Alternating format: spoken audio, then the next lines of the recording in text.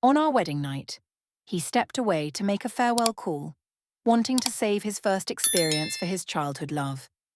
I refused to look back years from now and be filled with nothing but regret. Everyone assumed I would continue to suffer in silence, but I coldly told him, "No need to wait any longer. Consider this my wedding gift to you. Wishing you a blissful marriage." The wedding banquet had just ended, and I was so thrilled that I couldn't wait to rush to our bridal chamber. The mere thought that the man I had pursued for 7 years was now my husband sent an exhilarating rush through me. As I climbed the stairs, I unexpectedly spotted Harrison opening the door. Assuming he was coming out to welcome me, I walked toward him gracefully.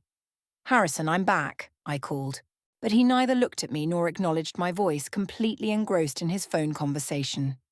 I had no idea what was being said on the other end, but before he even stepped inside, I heard him say urgently, "Sophie, please don't leave just yet. I want to give you my first time before we say goodbye." I stood there, frozen, my mind buzzing as if struck by lightning. My face drained of colour, a mix of shock and devastation washing over me. I knew Sophie was Harrison's childhood love. Even after they had separated, he could never let go of her. Time and again, he had left me behind just to respond to her texts or calls. Even on Valentine's Day, he spent it with her while I, like an unwanted intruder, hid in the shadows, secretly watching them dine together, go shopping, and share intimate moments in a hotel room. I had endured it all, believing that in order to keep this relationship, I had to humble myself. But never did I expect that on the night of our wedding, Harrison would choose to give his first time to Sophie. A surge of fury coursed through me, my entire body trembling. My eyes turned red with anger as I yelled, "Harrison, what are you doing?" He turned toward me, momentarily guilty, lowering his phone for a second. Then, as if suddenly remembering our roles, he casually told me, "Lily, I have something to take care of outside." Had I not overheard his conversation, I might have continued deceiving myself. Clenching my fists, I reminded him, "Tonight is our wedding night." His expression immediately darkened. "Lily, don't make a fuss. I have something important to handle." If this had been in the past, I would have submissively gone along with him. But I refused to be weak any longer. My voice rose with anger. "The important thing you're referring to is giving your first time to Sophie? Harrison, I am your wife. That should belong to me." Just then, Sophie's voice came through the phone. "Maybe we should just forget it. You're already her husband now." Yet Harrison ignored me entirely. In desperation, I pleaded, "Sophie, don't leave me." "I'll be there soon." He didn't even notice my rage. To him, my feelings were irrelevant because, in the end, I was always the one who had to swallow my pride and beg for his attention. He resented me for wasting his time and, after hanging up, shot me a cold glare before dashing out the door. "What's with this drama? I'm in a hurry. I don't have time for this." I watched as he abandoned me without hesitation, running off to give his first time away. The blood in my veins turned ice cold. 7 years of devotion couldn't even compete with a single word from her. Friends who had not yet left the venue saw Harrison rushing out and came to comfort me. "It's just his first time. There will be plenty of other times. You've already endured for 7 years. What's one more?" They assumed I would continue tolerating this humiliation, but I stared at the message Harrison had confidently sent. "I don't want to look back and regret this." He smiled as if achieving his dream, offering his first time to Sophie. In the past, I could endure knowing that he kissed her, dined with her, and spent nights in hotels with her. But I had believed that at least he had saved our first time for our wedding night. I was wrong. He intended to give me whatever remained after Sophie had taken what she wanted. Under the watchful eyes of my friends, I smirked coldly and responded, "No need to wait any longer. Consider this my wedding gift to you. Wishing you a blissful marriage." Harrison never replied, but Sophie did. She sent me a video, one that showed Harrison eagerly catering to her affections. His face was flushed with happiness as if being with her was the greatest joy of his life. At one point, Sophie paused her movements and teased, Is this how you wanted to give me your first time, Harrison? He gazed at her with admiration. I wanted to save my first time for the person who matters most to me. With you, I have no regrets. Then she added mockingly, Thanks, sis. Your husband's first time was quite satisfying tonight. If you ever have any questions in the future, just ask me. I'll be happy to help. Her words dripped with condescension, ridiculing my worthlessness. My newlywed husband had willingly run to another woman's bed, offering himself entirely to her. I couldn't bear to watch any longer. My stomach churned violently, and before I could stop myself, I rushed to turn off my phone and vomited. Yet, before I had sent my message to Harrison, a small part of me had still held on to hope. I had loved him for so long, sacrificed so much, believing that maybe, just maybe, he would read my words and come back to me. But in the end, I was wrong. He hadn't even spared me a second thought. While I waited, he was already in bed with Sophie. No wonder he never responded. He had been too busy giving himself away. I suddenly realized that everything I had done over the past 7 years was nothing more than a joke. I had dedicated myself completely to him. Yet on our wedding night, he shamelessly gave himself to another woman. Feeling devastated, I returned to our home, but the carefully arranged room now felt unbearably harsh. Wanting to create an unforgettable wedding for Harrison, I had spent 2 months preparing every detail. His attire was custom designed by top-tier professionals, and the ring was something I personally polished after extensive study to engrave our names. I had endured numerous injuries and shed countless drops of blood in the process. Looking at the ring Harrison had reluctantly placed on my finger, I let out a mocking laugh. I suddenly recalled how, just half a month ago, when I proudly showed my achievements to him with my bandaged hands, he had not shown concern. Instead, he reprimanded me for wasting my time. Now, all of it seemed pointless. I removed the ring and casually threw it into the trash along with our wedding photo. I instructed the servant to remove all of Harrison's belongings from our home. Lying on the wedding bed, I tried to sleep, but my mind was consumed with thoughts of Harrison. My heart ached as I realized that the night I had longed for had become a gift for another woman. I curled up, letting the cold night air seep into my body. Early in the morning, Harrison called multiple times. When I didn't answer, he bombarded me with messages. Lily, have you lost your mind? I told you I only wanted to avoid regrets. Why are you acting irrationally? I'm your husband. What did you mean by wishing Sophie and me a happy marriage and then blocking me? I'm exhausted. Come pick me up and we'll just pretend this never happened. I stared coldly at his last message, astonished at his audacity. Without responding, I blocked his number. I packed my things and headed to work. Somehow, word spread quickly, and the entire office knew what had happened, that my husband abandoned me on our wedding night for his ex. People ridiculed me, calling me foolish. Some said I was hopelessly infatuated, blindly tolerating his betrayal. Although the comments stung, they also made me realize how foolish I had been. Just as I finished a meeting, the butler called. Madam, Harrison came home and found all his things gone. He smashed everything in the house. I was stunned. I never expected Harrison to actually return. I had assumed that without me picking him up, he would stay with Sophie and never come back. After all, he had long wanted to rekindle his relationship with her. And now, he had the chance. Let him do as he pleases. Just keep track of what he damages. I'll be back later. Instinctively, I wanted to rush home, but I stopped myself. In the past, no matter what happened, I would always run to Harrison without hesitation. But now I was exhausted. He didn't deserve my sincerity anymore. Not long after, the butler called again. Madam, Harrison is throwing a tantrum, saying he wants to run away from home. Let him be. I didn't return until noon. Harrison was still there, lounging on the sofa as if nothing had happened. When he saw me, he lazily smirked. Lily, come over and massage my shoulders. He leaned back, playfully pouting. Last night was exhausting. Sophie was so persistent in trying new things, and here you are, sulking. I froze, my eyes fixating on the numerous marks covering his body, the undeniable traces Sophie had left behind. My stomach churned in disgust. Just recalling Sophie's taunts from last night made my hands tremble. I took a deep breath, forcing myself to stay calm. Realizing the marks were too conspicuous, Harrison awkwardly grabbed a pillow to cover them. With a softer tone, he spoke. "What are you waiting for? Didn't you hear me? Lily, I'm giving you a chance here. If you don't take it, you'll regret it later." He assumed, as always, that I would tolerate everything and forgive him. No matter what he did, I had always caved in the past. Even when he cheated, I swallowed my pain. But this time, I had no intention of giving in. "Harrison, this is my home. Get out!" Before the wedding, Harrison claimed he was apprehensive about marriage and insisted on postponing the legal registration. At the time, I reluctantly agreed.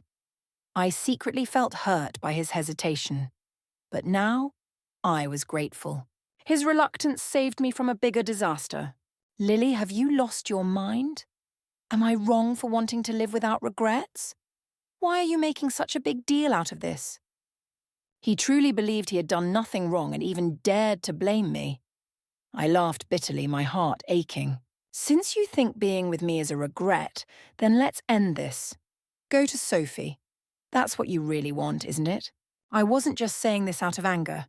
Knowing his nature, I understood that if I forgave him now, it would happen again and again. If I backed down, it would be like accepting his infidelity.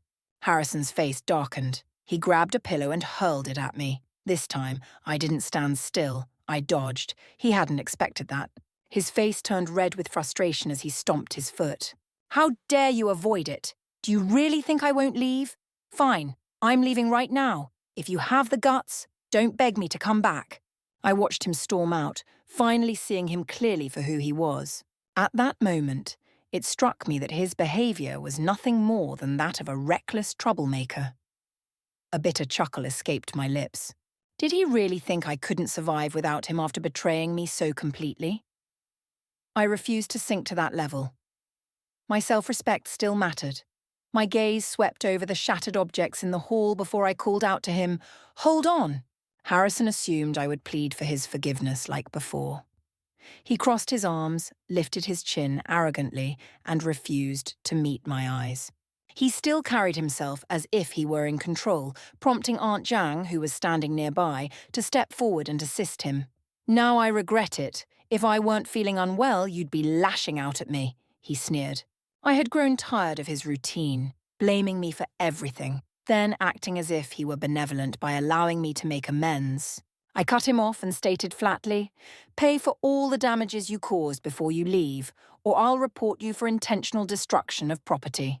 It took a moment for my words to register, and when they did, his smirk disappeared. "Lily, what did you just say?" he asked, his voice uncertain. I repeated myself coldly. "Compensate for the damage before you go, or I'll call the police." Turning away, I addressed Aunt Zhang. "You belong to the L family. There's no need for you to serve an outsider." Aunt Zhang had watched me grow up, and she had never liked Harrison.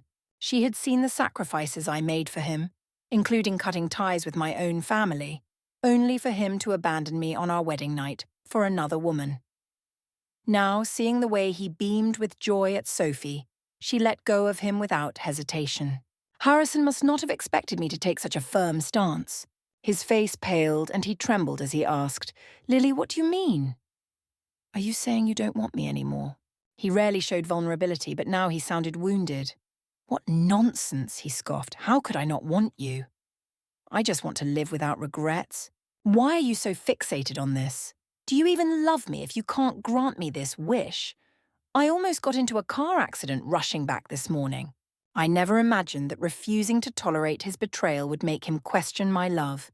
Did all my years of devotion amount to nothing? Was I nothing more than a pet, expected to come when called and leave at his convenience? I suppressed the bitterness rising in my chest and interrupted with a blank expression. "That has nothing to do with me. You should be talking to Sophie, not me." Harrison had never humbled himself before. Feeling wronged was the biggest concession he was willing to make.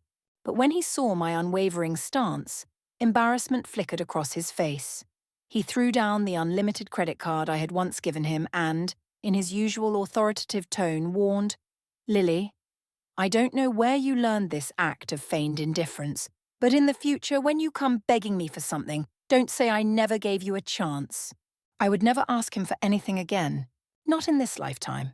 I instructed Aunt Jang to call someone to clean the house, especially the areas Harrison had touched. Who knew what he might have brought back with him?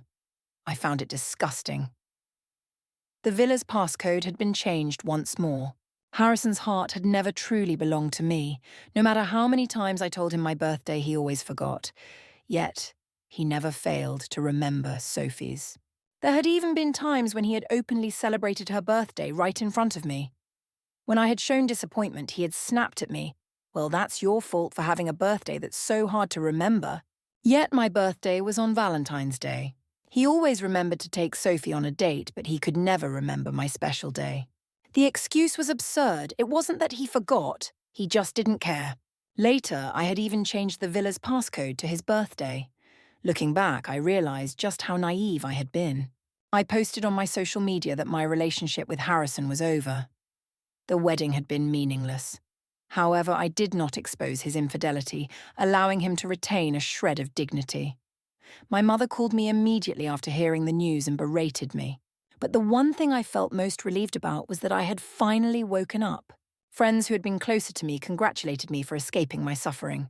But others, those who had always enjoyed gossiping about my misery, eagerly reached out. "Did you really break up with Harrison?" "You're not joking, are you?" someone asked, the noise of a bar buzzing in the background. I could guess they were probably placing bets on whether I'd go back to him. In our social circle, most wealthy young women were fickle. Few, like me, had ever loved so wholeheartedly. For years, I had been mocked for my devotion to Harrison. I massaged my temples and responded, "Yes, it's really over." A voice on the other end deliberately drawled, "So you truly don't love him anymore?" "If you don't, I'll go after him. He's right here with me. Aren't you afraid I'll take him to bed?" "Do whatever you want," I replied indifferently. "If he agrees, you can have him. It's none of my concern." Although hearing such words still stung a little, I had finally come to my senses. The pain wasn't as sharp as before. Harrison wasn't worth my energy anymore. On our wedding night, he had chosen another woman over me. Now he was covered in evidence of that betrayal, drinking at a bar. What did it have to do with me anymore? Harrison's brother called and furiously scolded me, but I ignored him. Late that night, Sophie called as well. I was exhausted and wanted to hang up, but I accidentally pressed the answer button. As soon as the call connected, I heard Harrison's voice, sticky with affection. "Sophie, you're the only one who's good to me." It was expected that he would be with Sophie, but the brief relief I had felt earlier completely vanished. I asked in a frosty tone, "What exactly are you trying to prove by calling me at this hour?" As usual, Sophie flaunted her presence. "Sister, if you don't come pick up Harrison, he won't stop bothering me. He's drunk and won't leave. I only satisfied him once, and now he keeps asking for more.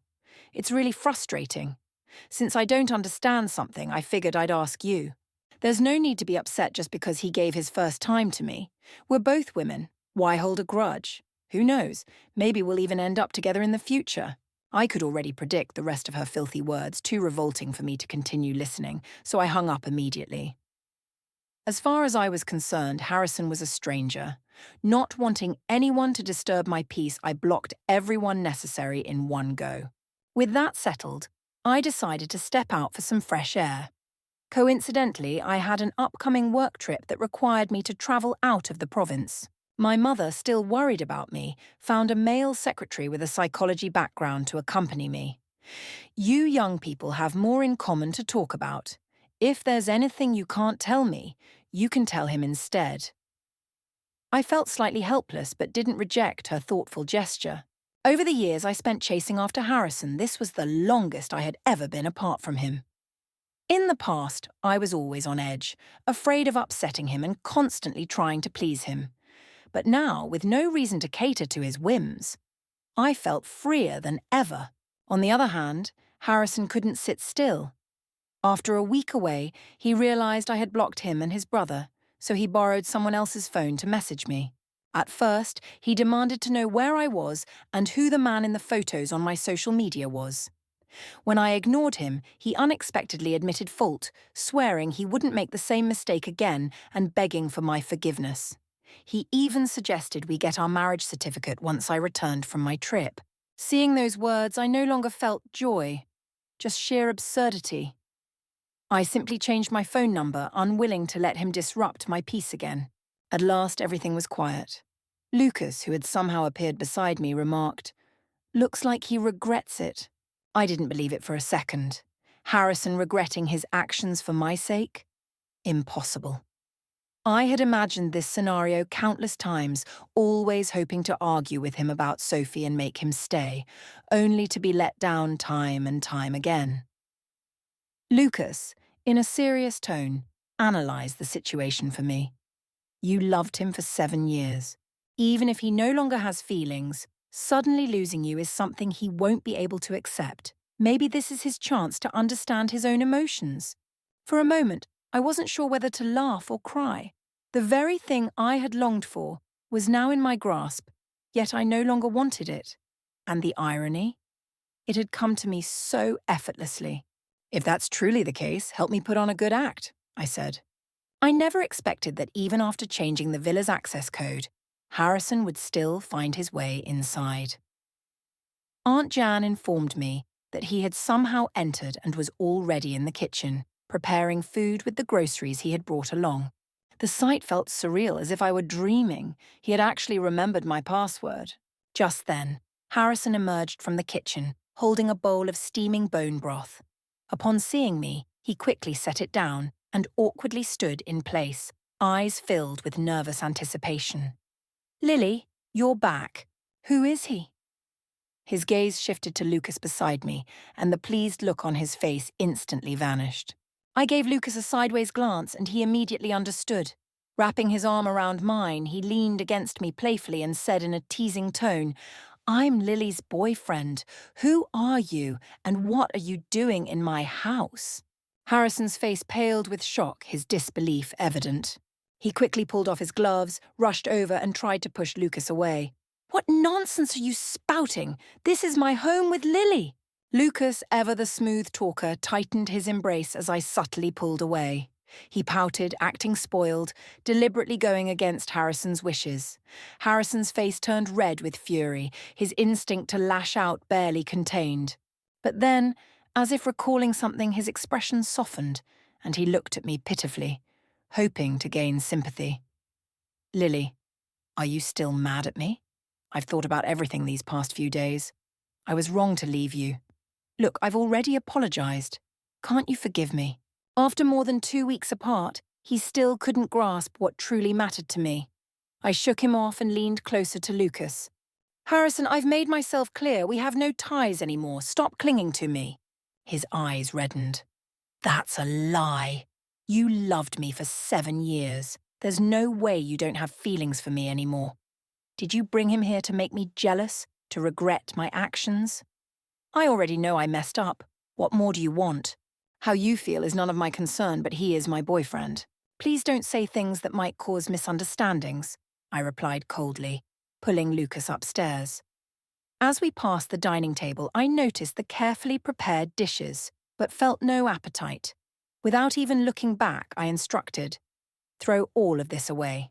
I don't like it." Harrison completely lost control, collapsing onto the floor and shouting in despair, "Lily, I spent all morning making this. How can you tell me to throw it away because of another man?" I kept walking, my voice devoid of emotion. "Sophie showed me a video of you and her that night. Now every time I see you, I think of it. I feel nothing but disgust. Stop repulsing me." Harrison refused to leave. Aunt Jan couldn't budge him, and the butler eventually called for extra hands to forcibly remove him. But no matter what, he wouldn't go. Seeing that Lucas and I were staying in the room, Harrison had people stand guard outside, afraid we'd do something intimate. Lucas, who was clearly well-versed in matters of love, chuckled and said, "He's been spoiled by you. If you don't keep this act going, he'll just assume you're trying to provoke jealousy. He'll think he still has a chance." I thought for a moment and realized he was right. I immediately searched for sound effects before playing them. I told him, "If you cooperate well, I'll increase your salary." Lucas gestured an OK sign with his hand. "Got it, boss."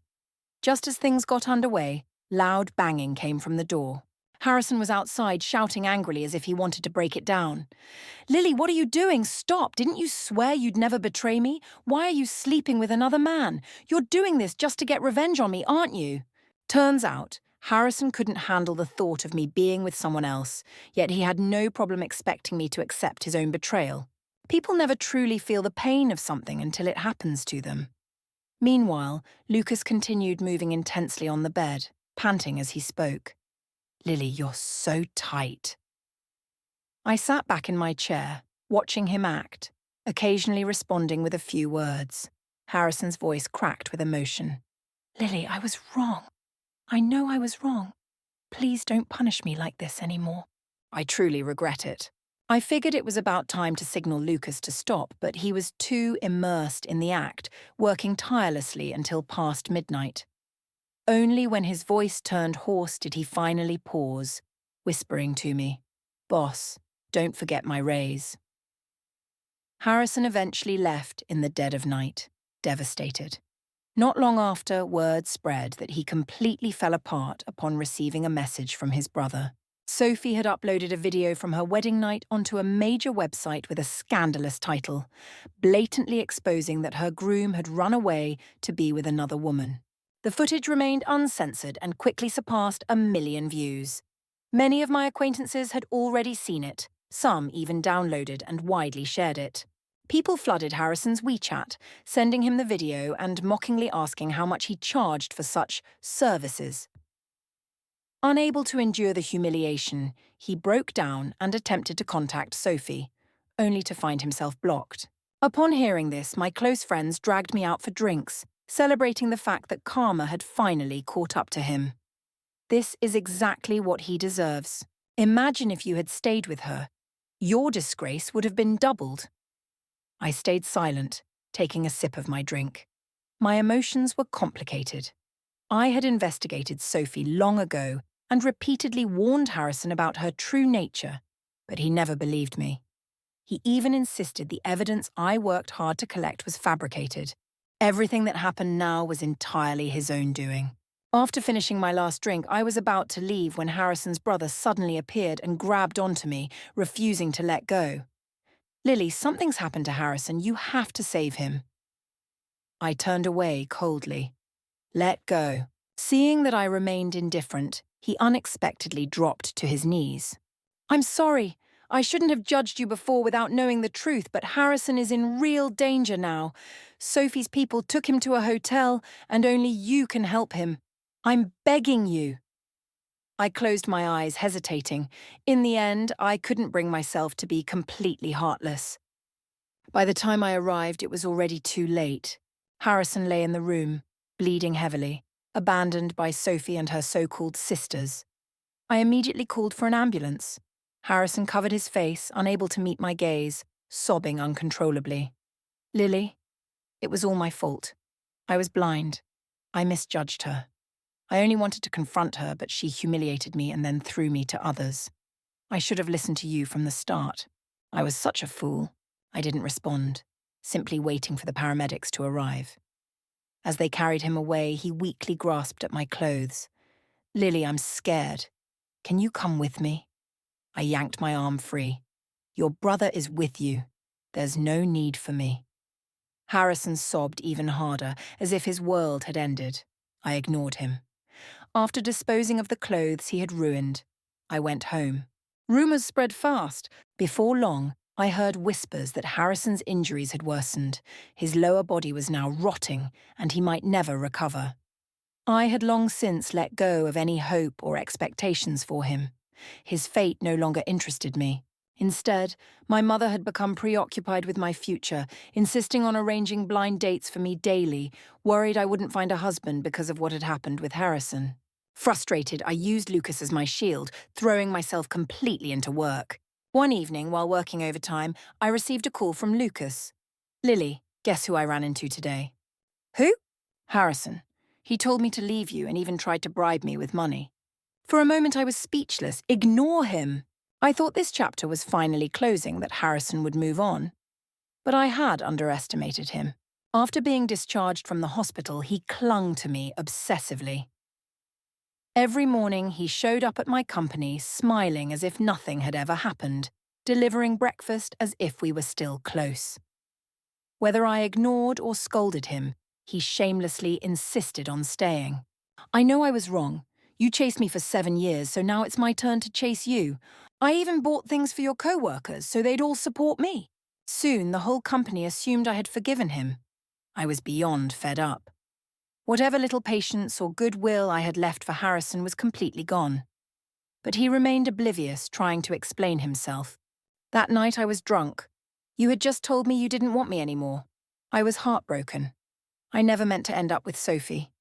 I didn't know she'd appear. He thought I had moved past everything and even planned an elaborate proposal. In the middle of my busy workday, he suddenly showed up and dramatically got down on one knee. "Lily, where's your wedding ring? Let me put it on for you. This is my first proposal. It may not be as grand as the one you arranged back then, but every part of it was done with my own hands." I stared at him, expressionless. "I lost that ring a long time ago, Harrison. Could you please stop pestering me? Seeing you act all emotional like this makes me feel nauseous." Harrison's face immediately lost all colour. He seemed desperate to confirm something and spoke softly. "That's impossible. You personally crafted and engraved that ring for me. How could it just disappear? You're still holding a grudge, aren't you?" "It's fine. As long as you can forgive me, I'm willing to endure anything." I chuckled and suddenly asked, "Harrison, are you an idiot? Drop the act, okay? Even if I die, I will never forgive you in this lifetime. Be smart and vanish from my life. Don't ever let me see you again." As if all his strength had left him, Harrison's expression turned ghostly pale. He collapsed to his knees in despair, refusing to accept my words and attempting to convince himself otherwise. "Lily, you're joking, right? Is it because of Lucas? Do you even know what kind of man he is? His past relationships?" I cut him off, unimpressed. "I know all about his messy past. So what? Unlike you, he would never betray me. Harrison, don't ever appear in front of me again. It's honestly revolting. Every time I see you, I lose my appetite for the whole day." Completely devastated, Harrison broke down in tears, muttering about how he regretted everything, how he had single-handedly destroyed what we had. Ignoring him, I increased security around me, and after that day, Harrison never showed up again. The next time I heard about him, it was because he had taken Sophie to court. However, Sophie denied all allegations and instead turned the case against him. Weak and lacking support, Harrison predictably lost the lawsuit. Sophie, seeking vengeance, retaliated by suing him, hiring people to humiliate him, and then deliberately releasing a video online. During the time Harrison vanished from the public eye, he somehow got hold of my number and sent a few messages. "Lily, I'm so sorry. If I had another chance, I would never let you down again. My biggest regret in this life is not being able to be with you." After reading them, I deleted everything. If fate truly had eyes, it wouldn't let this cycle repeat. Things were fine just as they were. The next day, news broke that 2 bodies had been found in the outskirts of town, Harrison and Sophie. The police discovered that the last message sent from Harrison's phone had been to me. As expected, I was called in to give a statement. I truthfully shared everything I knew, cleared my name, and returned to my job without looking back. The investigation wrapped up quickly, bringing an end to Harrison's story. Meanwhile, my life was just beginning.